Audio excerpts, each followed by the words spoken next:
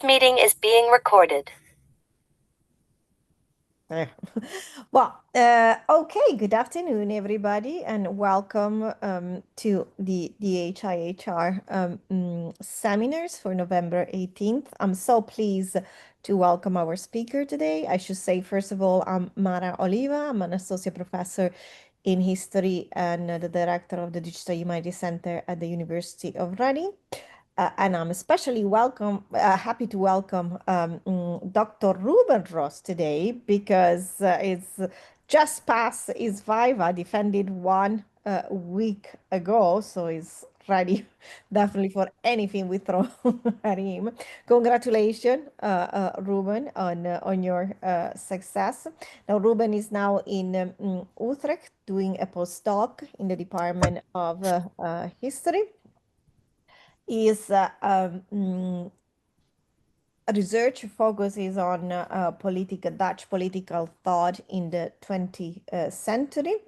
And today, the title of his paper is Between Necessity and Contingency, Modeling the History of Depoliticization since 1945. So without further ado, Ruben, over to you, and please feel free to share your screen. It's here. Is this all visible? Okay. I think this is good, right? Thanks a lot for the invitation. I'm very honored to present at this seminar. And I'm happy to share my work. As you just told, I just defended my PhD in Leiden, where I studied the phenomenon of technocracy, the idea that expertise should trump politics. And I studied how this idea actually originated in Parliament and also impacted parliamentary debate in the 20th century. And more generally, I'm interested in political history, conceptual history, and digital history. And I'm now a postdoc in Utrecht, where I study the history of crisis. And that's also, to me, a moment of politicization and depoliticization. So today I will summarize parts of my PhD research, but also some new angles that I want to explore in the postdoc project. I'm just going to start my timer. So what I am going to talk about today is the following. First, I will start by explaining what I mean by these concepts, depoliticization and politicization, and what role they play in different fields of scholarship. And then I will present my two attempts to study and to model politicization and depoliticization. And then I will reflect a bit on what I've been doing in the past years, also identify some challenges and future directions. So to start with these concepts, what do they actually mean? Why is it important? Depoliticization and politicization have been defined in various ways, but most importantly in the work of Colin Hay, a British political scientist. Depoliticization refers to, and I quote, the set of processes, including varied tactics, strategies, and tools that remove or displace the potential for choice, collective agency, and deliberation around a particular political issue. And politicization is then the mirror image of this process. It's about, and I quote Jenkins here, exposing and questioning what is taken for granted or perceived to be necessary, permanent, invariable, morally or politically obligatory and essential. So it's about adding or supplementing responsibility, politics, or agency. So this all sounds very vague when you first encounter it, but it's actually about making things the object of deliberation and agency. So in my dissertation, I studied instances of depoliticization, where people say, well, this economic question is actually not a thing we should debate because it's a matter of scientific truth, for example. So it's removed from the realm of collective agency. But often you also find people opposing such an attempt to depoliticize by saying, well, it actually is a matter of debate.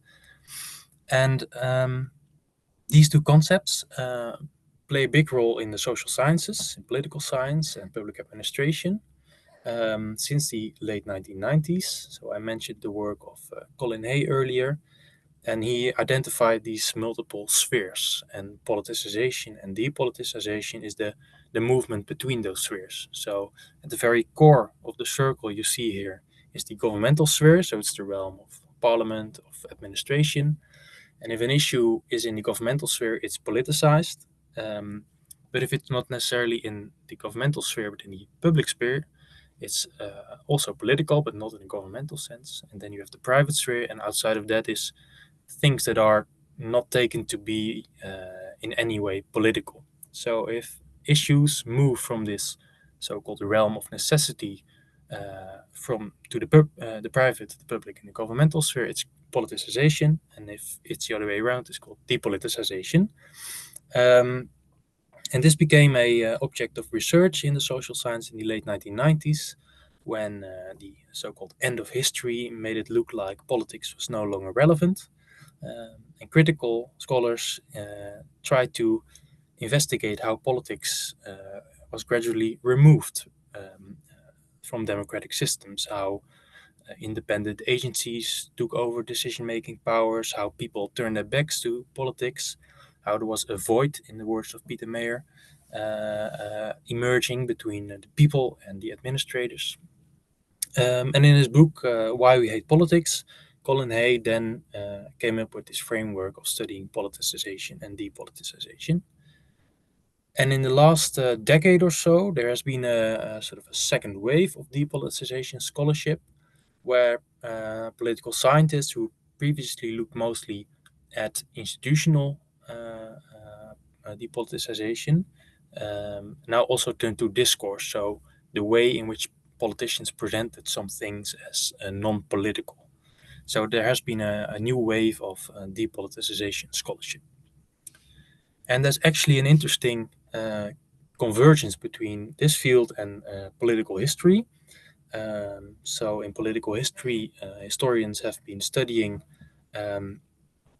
the political rather than politics. So from the 1990s and perhaps even earlier onwards, the history of great men and the history of these political institutions was gradually abandoned, and instead historians turned to the political as it manifested in various other domains. So they looked at protest movements, they looked at the private sphere as a realm of politics. And with the cultural turn in political history and the linguistic turn in political history, it also became interesting to historians to study this discursive politicization and depoliticization. And they used various tools from conceptual history. The work of Willibald Steinmetz is important here. He studied how politicians in parliament defined issues as being able to talk about them, and he studied what could be said and what could be done in parliament. So essentially also these processes of politicization and depoliticization.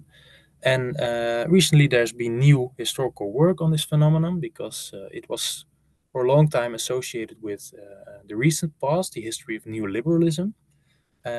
So in a recent volume, where I also contributed to, historians try to historicize depoliticization processes. So there's actually a shared interest in history and the social sciences in this phenomenon, and it's becoming ever more important, especially now that we are moving in global politics from a phase of relatively stable technocratic politics to one of crisis, populism, and all kinds of rupture. And many critics say that we now live in a time of politicization, and they often consider that a bad thing. So these concepts are very important to contemporary debates on politics. So studying their history and how they are, how depoliticization and politicization manifest in the past can help us to understand the present. There are also shared challenges in history and the social sciences.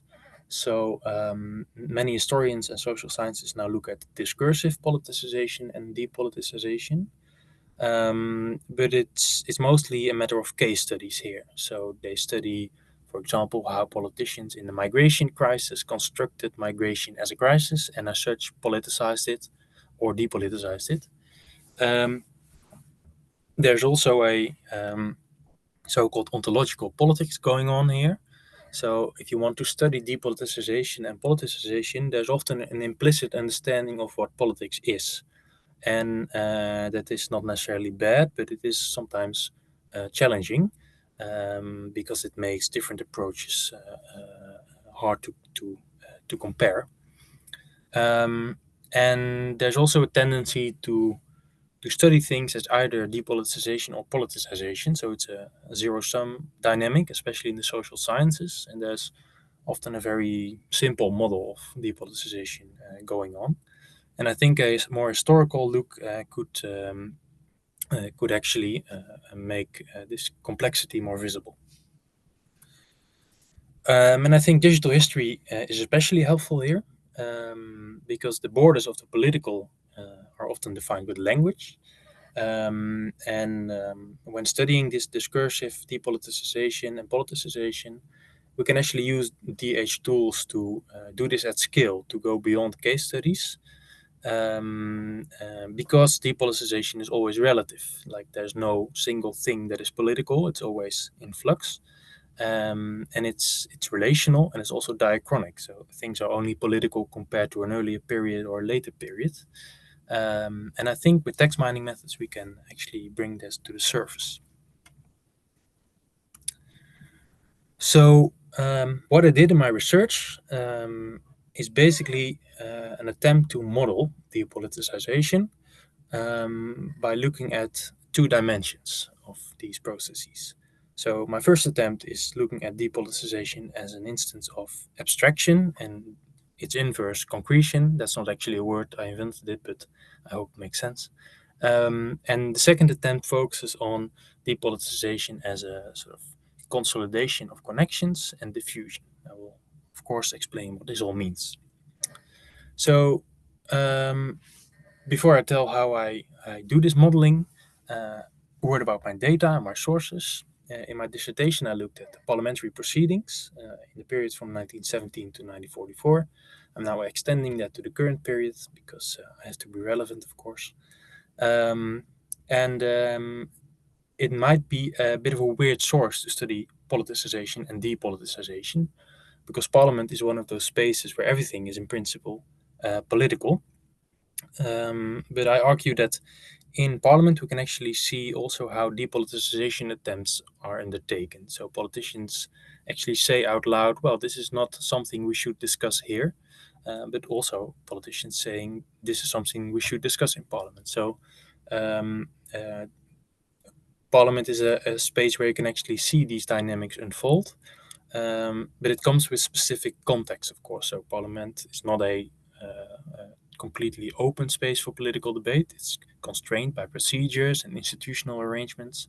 So I'm not studying politicization in general, but I'm studying it in a parliamentary setting, and that also put limits on the generalizability of my approach, and I will come back to that later. So I have text data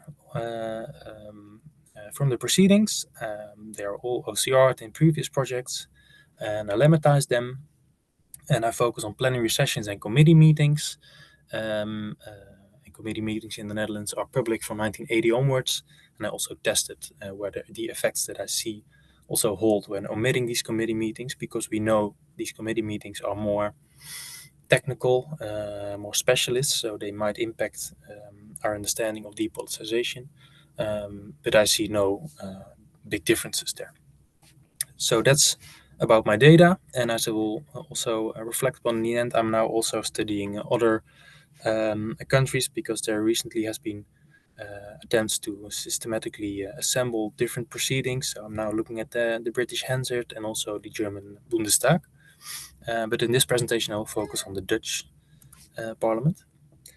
So my first attempt to model politicization and depoliticization focuses on abstraction. This approach has its roots in historical semantics and Begriffsgeschichte, the German tradition of conceptual history.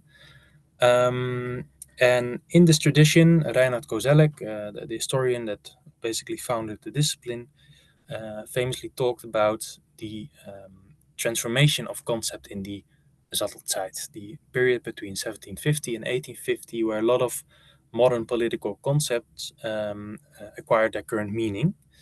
And this was often a matter of politicization. So take the example of the concept of revolution. It was first used in a scientific sense to point to the revolution of the stars, and then it became a political thing. And in the process, Koselleck argues, we can see the emergence of a temporal way of thinking about these concepts. So revolution is about a past, a present, and a future. Temporalization, he called that. And then based on this temporalization, there was a sort of ideological weaponization of the concepts. And this is part of a more general process of politicization. And I use the term conducive abstraction to refer to this process of temporalization and ideologization, which is very hard to pronounce, because these conceptual transformations are conducive to a more political use of the concept. And they are conducive because these concepts turn more abstract. They become not descriptors of a very narrow scientific thing, but they describe society, and as such, they become general and also contestable. So the first concept that I work with is conducive abstraction, and I see that as a part of conceptual politicization. And then I also study conceptual depoliticization, and for that I use the concept of plastification. That's also something that arises from this Begriffsgeschichte, but from a rather obscure work by Uwe Pöcksen, a German linguist. And he rather polemically talks about plastic words as modernity's non-political universal signs. So plastic words are terms like communication, resource, and information, these horrible concepts. And what makes them plastic is that they appear very concrete. So politicians and also citizens talk about communication and resources as if they are real tangible things, but they are in fact very abstract. So this feature of being highly abstract but appearing and being framed as really concrete is what Bergson calls plasticity. And the plastification of a concept can then be taken as a form of depoliticization, because if a concept becomes presented as very concrete, you can no longer use it to wage ideological battles, because communication and resources are just there. They cannot be contested. So I use this conceptual pair to study forms of conceptual politicization and depoliticization. I hope it's clear. It's always a bit of a conceptual puzzle. So conducive abstraction pertains to concepts becoming more abstract and as such becoming more political. Plastification is about concepts being presented as more concrete, so declining abstractness, and as such becoming less political. I will skip the quotes for now. So why does this all matter? This abstraction stuff? Well, it matters because we can actually measure the abstractness of a concept, or at least measure how people talk about a concept in either concrete or abstract language. So what I did, I extracted time series of n-gram frequencies, because the frequency of a concept is a very good first step to assess its political salience. That's also something argued in political science. Politicization is what's the formula? Salience times polarization. Well, that's a bit simple, but frequency is important. So I take frequency time series. And then I also take abstractness time series. And I do that through the following procedure. I train fast text models on 6-year sliding windows. So fast text is a method of creating word embeddings. So creating extracting semantic affinities between concepts from your data. So you know with a word embedding that the word parliament is somewhat similar to the word democracy, and that the word man is somewhat similar to the word women. Instead of word2vec, which is often used for this kind of analysis, I use fast text because it uses also subword information, and morphology is really important in abstractness. So I train models on 6-year sliding windows. That's the sort of interval where we have enough data to train a stable model. And then I take seed sets of concrete and abstract terms. So there has been this major study by a psychologist where they asked human annotators to rate terms on a scale from concreteness to abstractness. So the word cow is very concrete because you can sort of sense what a cow is. But the word capitalism is really abstract because you cannot sense it. So that's the basic criterion. And following the work of Ryan Heuser, who did groundbreaking stuff on this method, I take seed sets of very concrete and very abstract terms, and I average their vectors, and then I subtract the concreteness vector from the abstractness vector, and then you have a single point to which you can compare all the words in the model. So the word crisis might not be in the original annotated set, but it can be estimated how abstract or concrete it is with this method. And that allows me to identify moments in a concept's trajectory where we see a rise in frequency and a rise in abstractness. And to me, that's a sign of conducive abstraction. And it also allows to detect moments of rising frequency but declining abstractness, and that to me is a sign of plastification. So here you can see how it actually works. This is sort of my half-baked evaluation. You can see quite a high Pearson correlation coefficients between the annotations and the estimations. And words like legislation and consensus are classified as highly abstract, and words like boat, tree, and cow are really concrete. So this results in the identification of a little over 1,100 concepts that have moments of conducive abstraction, and almost 500 concepts that have moments of plastification. And it looks like this. These are some examples of this movement of conducive abstraction. And I visualize it like this because you can see the shape of the green and the yellow bands that indicates conducive abstraction. So what we see here is a green area that indicates the abstractness of a concept. So the broader the band, the higher the abstractness. And then mirrored, we see a yellow band that indicates frequency. So the broader the band, the higher the frequency. And the shaded areas indicate moments of overlapping increases in frequency and abstractness. So, for example, the term inequality abstracts from the late 1960s onwards, and that's also the moment where it increases or it explodes in frequency. And the same pattern we see in the case of bureaucracy, feasibility, women, fraud, budget deficit, poverty, and purchasing power. And all these concepts become more political. So what it looks like is this. This is an overview of the most similar words to the word inequality in 1950 and 1975, normalized with the log-odds ratio, so you can accentuate differences. So in 1950, distinctive semantic associations to inequality were irregularity, controversy, confusion. So inequality was about a more general category of irregularity, whereas in 1975 it becomes about imbalance, discrimination, income disparity, short circuit, that's a bit of a weird term, friction, inequality, crisis. So it's a political thing, something that should be acted upon by government.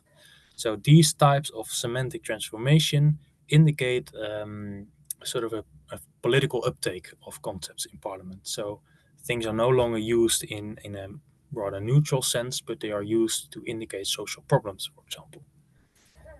The other pattern, plastification, is also visible in these plots, the same plots, and now you see the shaded areas indicate periods where the frequency increases, so the yellow band becomes wider, and the abstractness decreases, so the green band becomes smaller.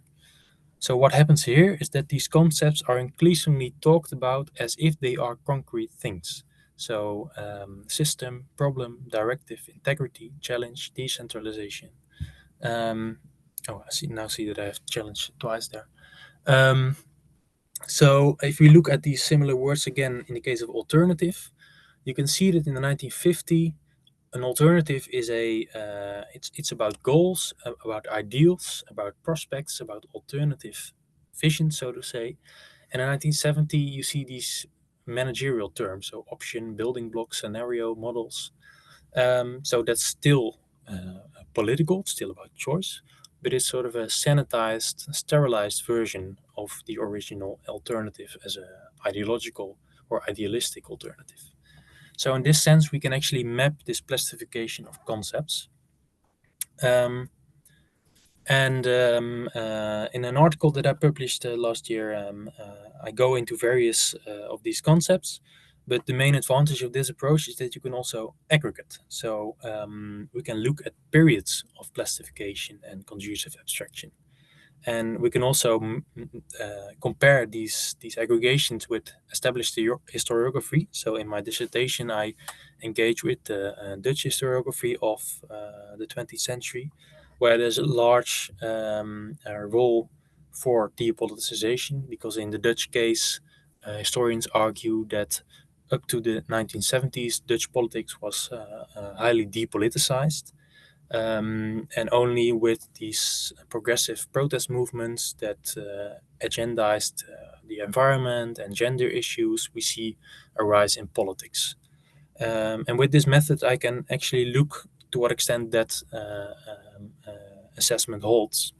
And I won't go into detail here, but I see that conducive abstraction actually kickstarts way earlier than the 1970s, and especially in the economic realm. So you can see all kinds of words like budget deficits and inflation. They politicize earlier than what would be expected.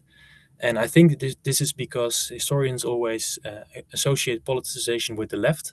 And my method actually shows all kinds of economic concepts being politicized by the right, and that's often not recognized in historiographical work. With regard to plastification, it is also often tied to a specific moment, namely the early 1980s, where you have all kinds of nasty neoliberals and managers appearing in parliament. But I show the plastification is much more gradual, and it relates to a more comprehensive transformation in parliamentary debate, where managerial concerns become more important. And something that I'm working on now is that these two processes also interact. So what I suspect is that after a period of conducive abstraction on the level one concept, you see then plastification as this concept is sort of politicized and then turned into a thing in itself, and then it becomes depoliticized again. And that's also something that is present in the theories of depoliticization by Colin Hay. So here you can see how this data-driven analysis intersects with theoretical work. And the plot you see here is a visualization of individual trend lines. The green lines are abstraction. So you can see the right column is plastification. So you can see all kinds of words plastifying. But you can also see that the words that are plastifying, they are fairly consistent in frequential increase. So that's the bottom right plot.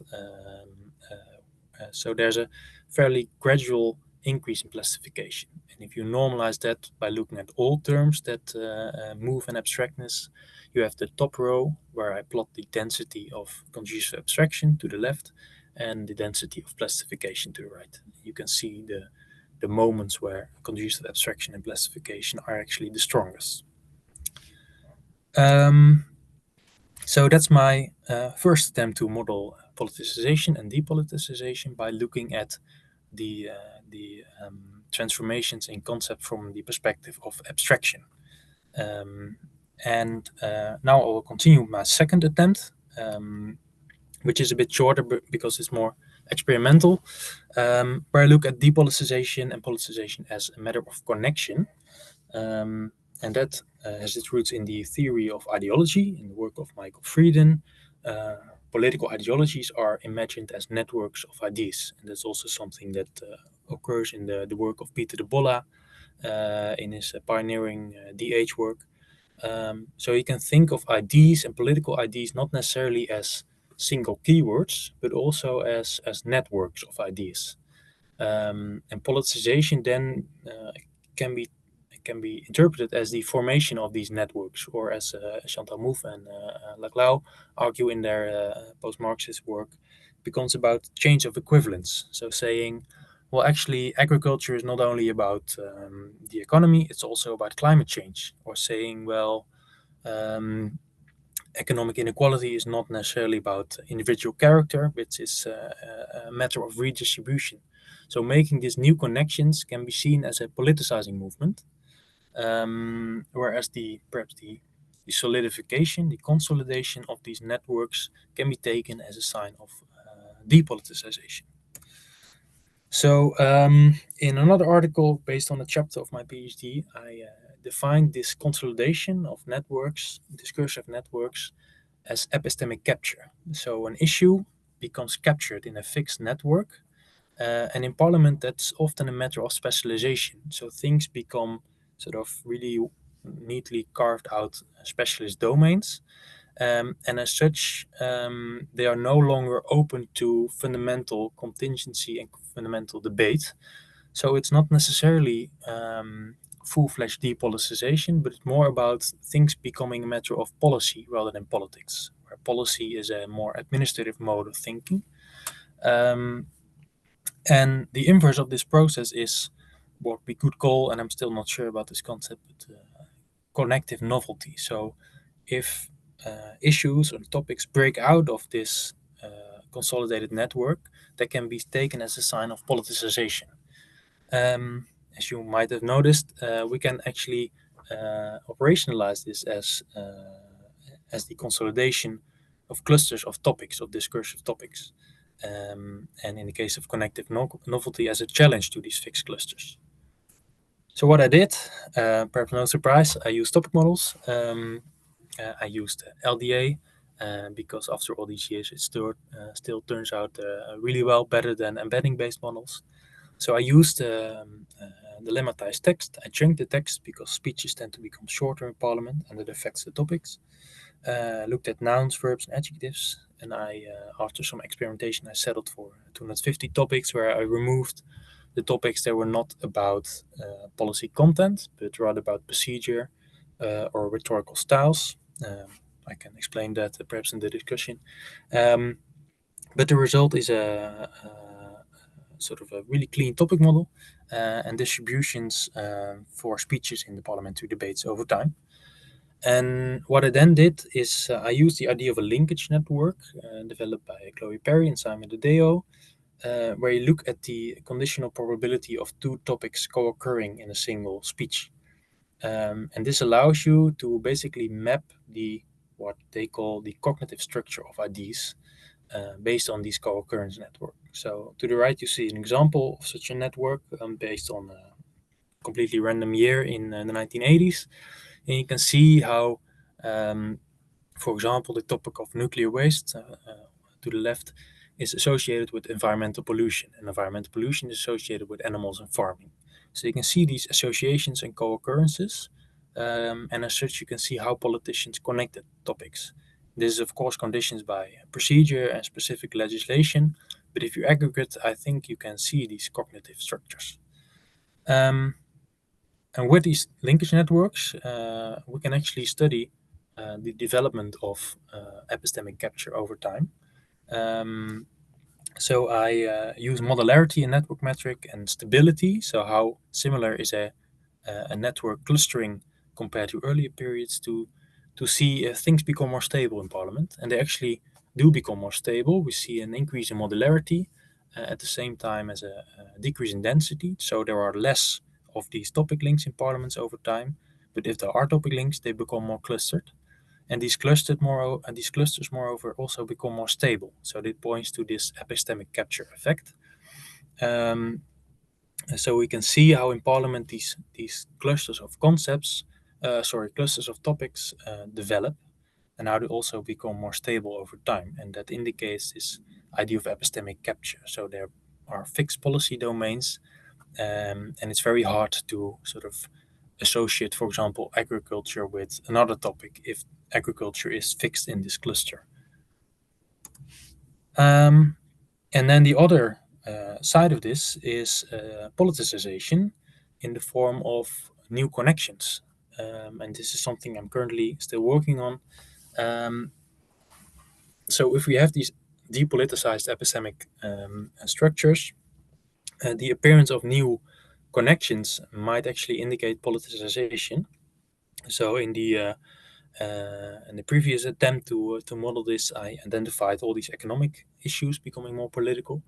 So if we look at inflation, which is a sort of a self-sustained topic in my topic model, you can see indeed around 1970 all kinds of new links. So, for example, minimum wage becomes a thing that is increasingly associated with inflation, as inflation is taken to be no longer some kind of byproduct of an agenda of full employment, but it becomes cast in a neoliberal light where inflation is tied to overspending, state spending. So budget cuts become more associated with the topic of inflation. Also, the oil crisis of 1973. This inflation topic is then cast in a different light, in a different chain of equivalence. And as such, it can be interpreted as politicizing in this period. So these links between topics indicate differences in the politicality of certain ideas and issues. And now in the process of doing this at scale, so one way of looking at this is look at the variability of topics' prominence. So how often does it occur? And what is the fluctuation by which a topic occurs? Well, if you scale that, so the bottom rows have a high variability. So elections and cabinet formations, they have a high variability, so it makes a lot of sense.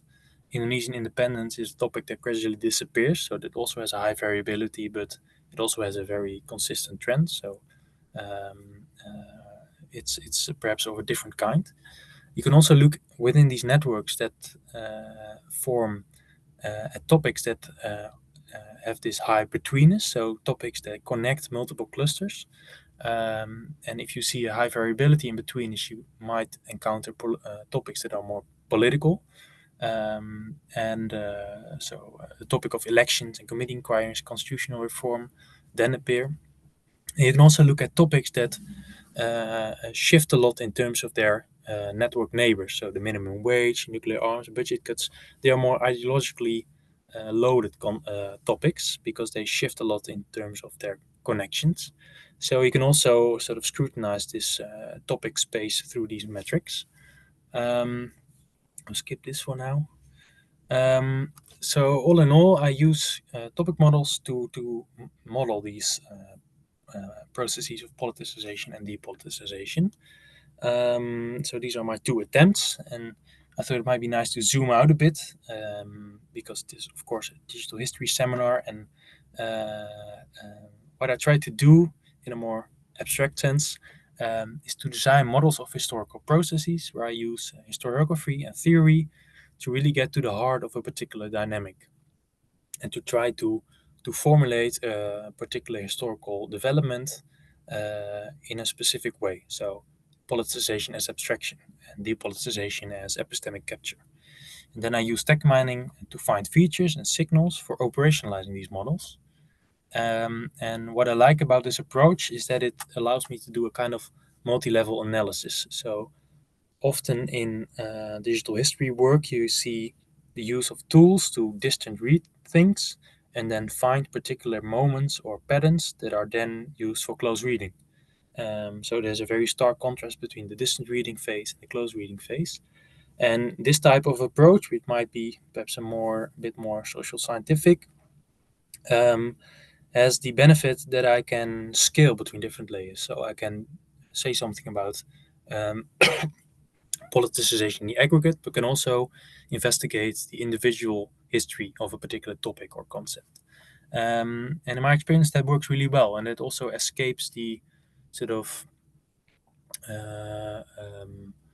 the premium put on close reading in much digital history work. So I don't actually need close reading to interpret my signals because I do this modeling exercise first. That allows me to get a better grasp of what's going on. Still, I need a lot of knowledge about my data, of course, about the parliamentary context. But it's a different mode of working, which I really like, and I look forward to discuss this further also in the discussion. Um, this is, of course, not without its challenges and problems. These signals are really nice, but you are never completely sure that they measure what you want to measure. So that's a difficult thing. So you need to do a lot of evaluation and a lot of, and perhaps even close reading. And there's also really a difficult art of fitting these algorithms to historical sources, as Joe Gouldy calls it. So that requires a lot of theory, a lot of thinking. So the programming itself is often the most easy part, in fact. So where do I want to go with this? So there are different future directions in terms of methods. Contextual embeddings are, of course, really beneficial to my approach, especially in the case of abstraction. Because if you use contextual embeddings, you can look at specific actors more in finer great detail. I also try to intersect these time series with new signals, so different kind of network metrics, and also try to use more complex time series analysis methods. So there's this whole complexity science where you have all kinds of fancy models to study interaction effects, and that could be really beneficial to my work. In terms of concepts, I think I will look at concepts that go beyond depoliticization and politicization because they are quite crude categories, and I also try to go more into this interaction. And then, most important, of course, what does this tell us about history beyond Dutch parliamentary debate, which is a fairly niche topic. So now doing international comparisons, and I also want to study specific ideological actors, specific events, the effects of these events, and also see to what extent these approaches hold for other sources, for newspapers, for departmental documents, for example. So this is my research agenda going forward. And I thank you very much for your attention, and I look forward to any questions you might have. Wow, well done. That was amazing. Thank you so much. I mean, I have pages and pages of notes and lots of questions. Well, not so much questions, not an interrogation, points of discussion. I'm going to ask Sarah if you want to start. Don't want to abuse my privilege as chair. Sure, thank you. Thank you very much, Ruben. That was really interesting. It's completely outside of my subject area, and it was really great to hear about it. You explained everything so well. I particularly love the idea of plastic words. I thought that's a really kind of it's a really clever idea, and it's once you think about it, it's really kind of obvious what it means. It's a lovely way of describing it. I have a really boring technical question. In terms of the data that you used, the OCR data, did you encounter any quality issues with that data? And do you think that might have affected your results in any way? Yeah, thanks. Yeah, it's a really good question because it's actually quite hard to measure. There's no OCR quality estimates in the case of parliamentary debates, at least in the Dutch case. So I did some analysis of OCR quality by looking at the ratio of single character tokens and stuff like that. And there are notable variations. Overall, the variation is not that serious because most of the trouble is in the pre-war period, so in the 1920s and 1930s. And after 1945, the quality is really good, actually. But there are still fluctuations, especially when Parliament decided to switch from a single column layout of the proceedings to a two-column layout, and you get all these cutoff points. And you can see that really well in the token diversity. And that's something that I tried to fix and I mitigated somewhat, but I couldn't completely eradicate it. And that has mostly consequences for frequency analysis, because if you normalize by the number of types, for example, then you run into trouble. But for the embedding stuff, it's fairly safe. So yeah. Thank you. Yeah, it's really interesting. Did that affect your choice in any way then about which period to focus on, knowing that the data was likely to be better quality for this later period? Yeah, so I actually trained the topic models and the embedding models on the interwar period and the postwar period separately. So also because Mm. there's spelling reforms in the Netherlands, so that also has consequences when you use LDA. So yeah, in the dissertation I tried to not put everything in a single model, because then you have all these weird effects. Yeah. Great, thank you. Amazing. Well, Sarah, I will ask you to stay on with your audio and video. So, really, my first point is not really a question of something that I would like to discuss with both of you, and is the issue of close reading. It does. I don't necessarily disagree with what you said, and I can see the trajectory of what you're saying, that it was more reliable in this case. However, playing the devil advocate, what you're also saying is that in order to to avoid close reading, you need lots of knowledge of the documents, the context, and so on and so forth. Well, isn't that close reading that? Yeah, yeah, it is. Yeah, so it was a bit of a provocation, because I like to provoke. Uh, Good. but yeah, so in the dissertation, I think I estimate I use just regular traditional close reading on every page. So Mm. I couldn't do what I did in this presentation without close reading. That's for sure. But my point is that I feel that often in digital history, there's now an emerging consensus that you use like digital tools to explore, and then you find a moment where that is interesting to you, and then Mm. you close read to see what's going on. And that's a perfectly legitimate way of working. Of course, I use it, I think, in 90% of my thesis. But it also sort of constrains what you can do with these methods. So this epistemic capture effect is very obvious in Parliament, Mm. but you would never find it with keyword search and then close reading, because it's about such a high level thing.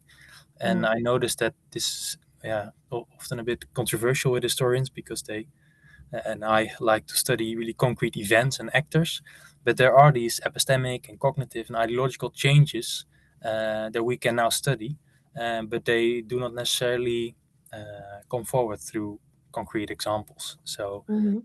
that's why I think this modeling approach has some advantages. Yeah, but you're right. Without close reading, I wouldn't be anywhere. But I'd like to politicize this. Yeah.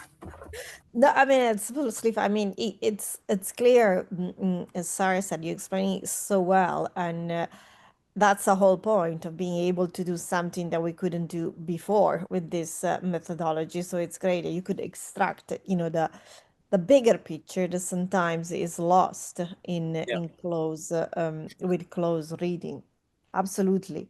Uh, Sarah, sorry, I don't want to abuse my privilege as a chair. So if you want to interject at any point, please do jump in the conversation. The other thing I was going to ask, if you could expand a bit more about your topic modeling.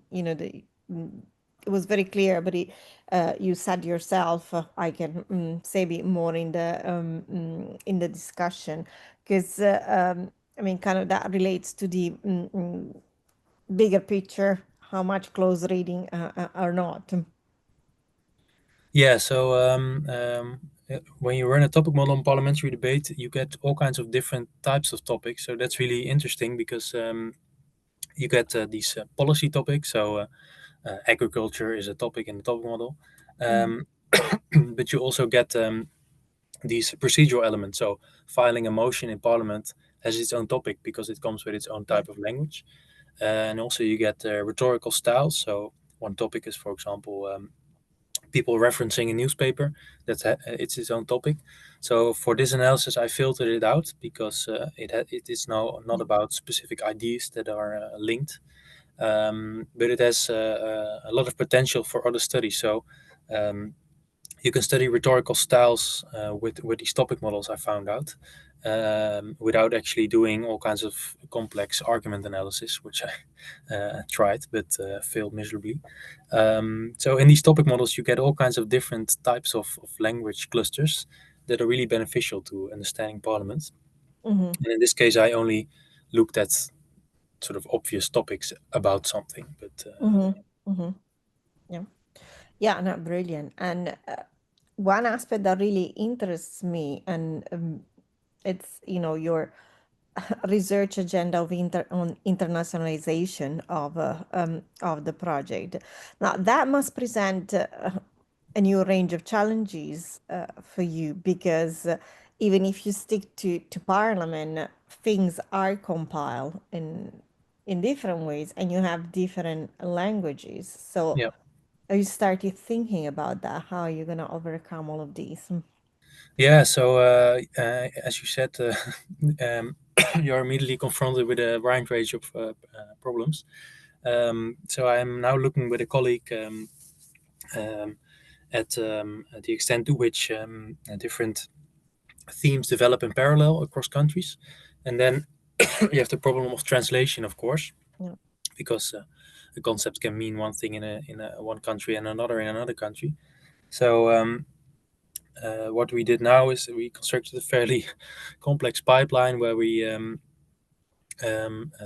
take windows of text around the concept and then automatically translate that to another language based on a fine-tuned BERT model on all the data. And then we align words so we can get contextual translations. Mm. And then you can actually compare across time. But that takes a lot of computing power and a lot of modeling. So it's really difficult. But it can be done, I think, and it yields all kinds of fascinating patterns. So these plastic words, they are sort of a universal phenomenon, at least in European parliaments. So Mm. that's really interesting to see, and yeah, it's really exciting. Yeah. Did you get a sense of how all this, topic modeling and the distant, close reading, bigger picture uh, gives an idea of, basically what is going on nowadays, this politicization that often turns in manipulation, and you're looking at the history of crisis now, and how can you get a sense of, the history of radicalization, crisis, and so on? Yeah, uh, um, yeah, it's a difficult question because the trends that I'm studying, they are very visible, but only in the long term.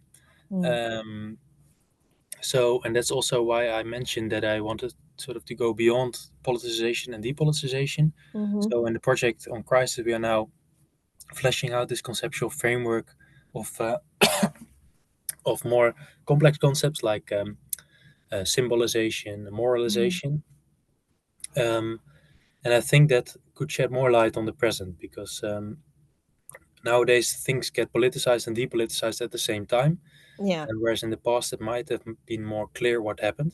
Um, So I think to understand the present, we also need some more theoretical refinement. But you see the the emergence of plastic words as something that continues into the present day.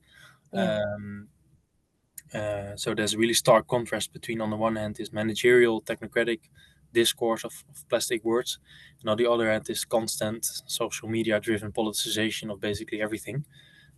So that's a real paradoxical co-occurrence, so to say. So it's Yeah. yeah, I'm not sure yet what to make of that, but we can see all the trends that I identified nowadays. I think.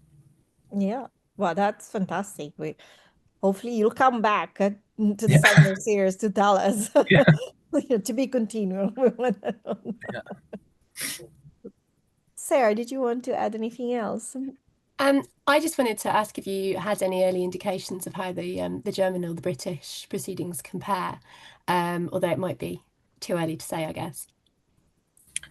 Yeah, I did some experiments with a British material, and I noticed in the British case that it's really tied to cabinet periods. So, and it makes a lot of sense because in the Netherlands we have this very dull coalition system where nothing actually happens. Whereas in the UK you get these very clear pivot points between Labour and Conservative, and it also that seems to have a big impact on what politicizes and when. Mm. So the British system, in terms of politicization from a conceptual perspective, appears more volatile. Um, but and the agendas as well are really interesting. So I noticed a lot of talk about crime and and yeah, mostly crime in the 1990s as being really politicizing. So this sort of this third way discourse of violent youth becoming really present in the data. So that's interesting because it actually intersects with a lot of the theoretical work on depoliticization, which is also focused on how politicians try to construe crime as the most important societal problem, downplaying inequality, downplaying globalization, and things like that. So it was interesting to see the connections there. That's really fascinating. Thank you. Absolutely, yes. We've come, it's 1 o'clock. I think I'm gonna stop recording.